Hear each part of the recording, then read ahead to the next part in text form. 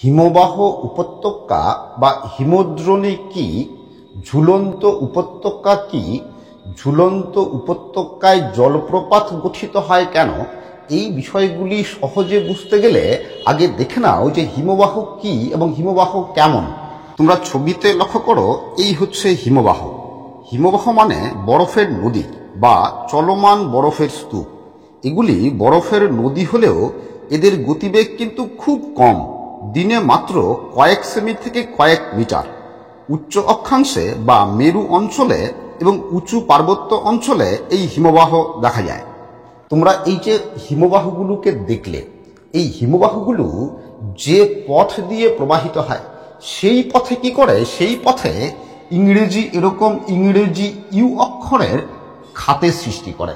এই খাতগুলোকেই হিমবাহের উপত্যকা বা হিমদ্রোণী বলে। ওকে, তো এবার দেখে নিই চলো যে এই হিমদ্রোণীগুলি বা হিমবাহ উপত্যকাগুলি কিভাবে গঠিত হয়। তোমরা বোর্ডে লক্ষ্য করো, দেখো আমি প্রথমে একটা খুব সহজ উদাহরণ দিয়ে বলছি। দেখো কিরকম, মনে করো এই কোনো একটা পাথর আছে, মনে করো বড় একটা পাথর নরম মাটিতে ডেবে আছে, ঠিক আছে, বা নরম মাটিতে পড়ে আছে। তাহলে কি দেখো যে পাথরের কিছুটা অংশ কি আছে, মাটির তলায় ডেবে আছে, কি তাই কিনা?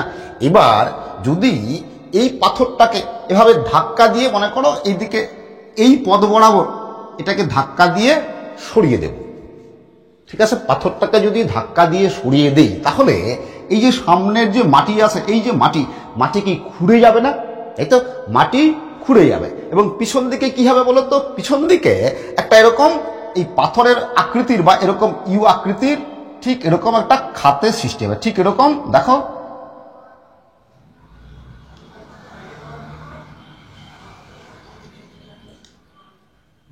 ঠিক এরকম একটা খাতের সৃষ্টি হবে। ওকে, তো এই খাতটাই হচ্ছে কি বলতো, ইউ আকৃতির উপত্যকা বা হিমদ্রোণী। তো বলতো হিমবাহের ক্ষেত্রে এটা কিভাবে প্রযোজ্য? হিমবাহ মানে কি কঠিন বরফ স্তূপ, তাই তো? হিমবাহ কঠিন বরফ স্তূপ, ফলে এই কঠিন বরফ স্তূপ যখন ভূমির উপর দিয়ে যায়, তাই তো, বা প্রবাহিত হয়, তখন কি হবে বলতো? ভূমিকে ক্ষয় করবে, মানে এই তলদেশকে ক্ষয় করবে, ক্ষয় করে এরকম ইউ আকৃতির উপত্যকা গঠন করবে। আর এটাই হচ্ছে কি হিমদ্রোণী। তাহলে যদি জিজ্ঞেস করি বলতো যে হিমদ্রোণী হিমবাহের কোন কাজের ফলে গঠিত, ফলে হিমদ্রোণী হিমবাহের কি ক্ষয় কাজের ফলে গঠিত একটি ভূমিরূপ। আবার কেমন দেখো, মনে করো এই ছবিতে, মনে করো এই ছোট একটা পাথর, ঠিক আছে, নরম মাটিতে পড়ে আছে বা কিছুটা ডেবে আছে। ওকে, এবার এই পাথরটাকেও যদি আমি এই পথ বরাবর এদিকে ঠেলে নিয়ে যাওয়ার চেষ্টা করি, তাহলে কি হবে?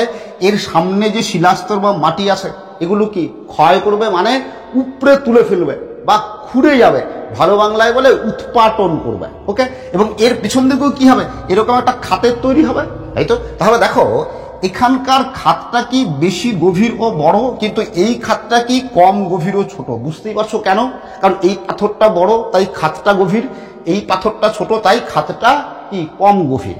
হিমবাহের ক্ষেত্রেও কিন্তু ঠিক তাই। ওকে, যদি মানে হিমবাহের এই উপত্যকার আকৃতি কতটা হবে, কতটা গভীর হবে, সেটা নির্ভর করবে কিসের উপরে? সেটা নির্ভর করবে হিমবাহের আয়তনের উপরে বা আকৃতির উপরে। যদি হিমবাহ খুব বড় হয় তাহলে ওই হিমবাহের যে খাত, সেই খাত কি খুব বড় ও গভীর হবে। আর হিমবাহ যদি ছোট হয় তাহলে সেই খাত কি কম গভীর ও ছোট হবে। এবার দেখি চলো যে সত্যি সত্যি হিমবাহের বরফ স্তূপ কিভাবে ইউ আকৃতির উপত্যকা গঠন করে। ওকে, কিরকম দেখো, মনে করো এই কোনো ভি আকৃতির নদী উপত্যকা আছে। তোমরা জানো নদী উপত্যকার আকৃতি কি, ইংরেজি ভি অক্ষরের মতো। ওকে, তো এই নদী উপত্যকার মধ্য দিয়ে, মানে ভি আকৃতির নদী উপত্যকার মধ্য দিয়ে যদি হিমবাহ প্রবাহিত হয়, তাহলে ব্যাপারটা একটু কেমন মনে হচ্ছে না? যে নদী উপত্যকার মধ্য দিয়ে হিমবাহ কেন প্রবাহিত হবে? হয় কিভাবে হয় দেখো, মনে করো এই নদী উপত্যকাটা এমন জায়গায় অবস্থিত যেখানে শীতকালে নদীর জল জমে বরফে পরিণত হয়ে যায়। ওকে, বা হিমযুগের সময় নদীর জল বরফে পরিণত হয়ে গেছিল। ওকে, তাহলে কি হবে? এই ভি আকৃতির উপত্যকার মধ্য দিয়ে, মানে নদী উপত্যকার মধ্য দিয়ে কি হবে? হিমবাহের বরফ স্তূপ বা কঠিন বরফ প্রবাহিত হবে। এবার কঠিন বরফ যখন প্রবাহিত হয় তখন দেখো এই বরফ স্তূপ কি করবে বলতো? সব দিকেই সমান ক্ষয় করে, দুই পাশে এবং নিচে পাশে এবং নিচে সব দিকেই সমান ক্ষয় করবে। এই পুরোটাকে ক্ষয় করে চূর্ণ বিচূর্ণ করবে বা উৎপাটন করে বরফস্তূপের সঙ্গে নিয়ে চলে যাবে। ওকে, ফলে কি হিমবাহের উপত্যকার আকৃতি কি হবে, কি এরকম ইউ আকৃতি ধারণ করবে, তাই তো? তাহলে এই হচ্ছে হিমবাহের উপত্যকা বা হিমদ্রোণী। তাহলে তোমরা সংক্ষেপে কি লিখবে যে হিমদ্রোণী বা হিমবাহ উপত্যকা কাকে বলে? এর উত্তর কি লিখবে? এর উত্তর লিখবে এরকম: পার্বত্য অঞ্চলে পূর্বেকার ভি আকৃতির নদী উপত্যকা হিমবাহের ঘর্ষণে ক্ষয়প্রাপ্ত হয়ে ইউ আকৃতির যে উপত্যকা গঠন করে তাকে হিমবাহ উপত্যকা বা হিমদ্রোণী বলে। তোমরা ছবিতে লক্ষ্য করো, এই মনে করো নদীর কোনো ভি আকৃতির উপত্যকা, যার মধ্য দিয়ে পরবর্তীকালে হিমবাহ প্রবাহিত হচ্ছে। এই হিমবাহ ক্ষয় করে দেখো ইউ আকৃতির খাত তৈরি করছে। যতদিন পর্যন্ত এই খাতের মধ্য দিয়ে হিমবাহ প্রবাহিত হয় ততদিন পর্যন্ত খাতটি বরফে ঢাকা থাকে। বরফ সরে গেলে বা গ্রীষ্মকালে বরফ গলে গেলে ইউ আকৃতির খাতটি এরকম দেখা যায়। আর দেখো এই যে এই ছবিটা লক্ষ্য করো, এই ছবিটা হচ্ছে দেখো বাস্তবে ইউ আকৃতির উপত্যকা বা হিমদ্রোণী এরকম হয়। এবার দেখে নিই চলো যে ঝুলন্ত উপত্যকা কি। আমি খুব সহজে বলছি, দেখো কিরকম। যে আমরা জানি যে প্রধান নদীতে অনেক উপনদী এসে মিলিত হয়, তাই তো? তোমরা এই ছবিতে লক্ষ্য করো, এই মনে করো এটা কোনো প্রধান নদী, ওকে, এর সঙ্গে এই উপনদীটা এসে মিলিত হচ্ছে। ওকে, ঠিক একই রকম প্রধান হিমবাহের সাথেও অনেক ছোট ছোট হিমবাহ এসে মিলিত হয়। ঠিক দেখো, মনে করো এই পথ দিয়ে এই কোনো প্রধান হিমবাহ যাচ্ছে, ওকে, আর এর সঙ্গে এই মনে করো কোনো ছোট হিমবাহ বা উপহিমবাহ এসে মিলিত হচ্ছে। ঠিক আছে, তোমরা ছবিতে লক্ষ্য করো, এটা একটা প্রধান হিমবাহ, আর দেখো এটা একটা উপহিমবাহ যা প্রধান হিমবাহের সাথে মিলিত হয়েছে। এরপর কি হয় দেখো কিরকম। তাহলে এই যে প্রধান হিমবাহ আর এই যে উপহিমবাহ, এই দুই হিমবাহই কি করবে বলতো? ক্ষয়কার্যের মাধ্যমে কি ইউ আকৃতির উপত্যকা গঠন করবে, এই তো? এবার এই প্রধান হিমবাহ যে ইউ আকৃতির উপত্যকা গঠন করবে তার গভীরতা কি বেশি হবে এবং উপত্যকা বড় হবে, আর এই উপহিমবাহ যে ইউ আকৃতির উপত্যকা গঠন করবে তার গভীরতা কি কম হবে এবং উপত্যকা ছোট হবে। কেন বুঝতেই পারছো, কারণ এটা বড় এটা ছোট, আগেই বলেছিলাম, তাই তো? এইবার দেখো, বরফ যদি সরে যায় তাহলে এরা যে ইউ আকৃতির উপত্যকা গঠন করেছে সেটা দেখা যাবে, তাই তো?